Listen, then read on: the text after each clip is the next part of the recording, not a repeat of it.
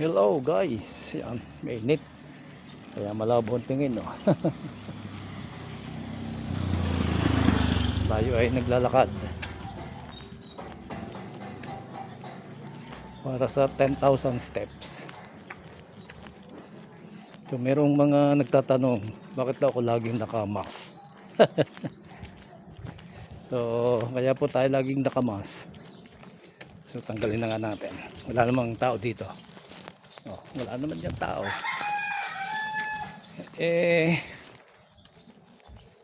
Kailangan pong magmask para hindi mahawa ng sakit.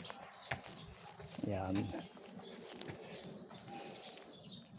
Bakit mahawa ng sakit? Kasi po ako po ay kidney transplant patient ng 7 years na this November and June 27. Yan.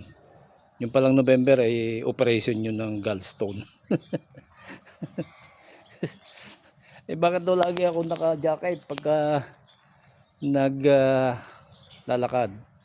Kasi po ang kidney transplant patient ay prone sa skin cancer, kaya kailangan po ay magja-jacket.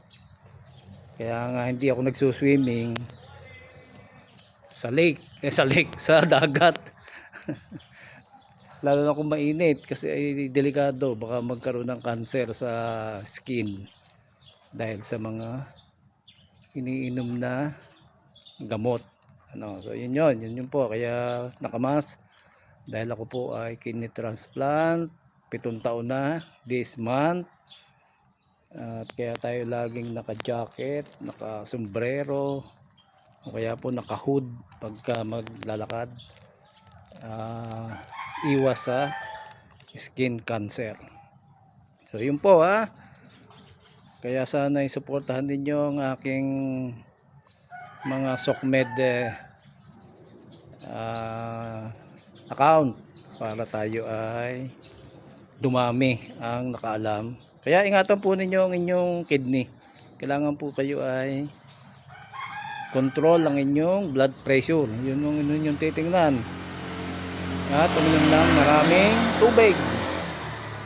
At huwag pigilan ng pag-ihi. Yan ang number 1.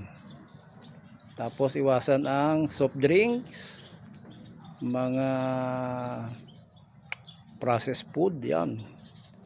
Yung mga katulad ng mga pansit canton, yan. Saka yung mga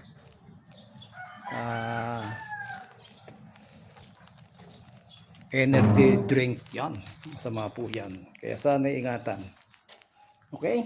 So, dumating na tayo dito sa bahay. Kaya, paalam na tayo. Bye-bye. God bless. Peace.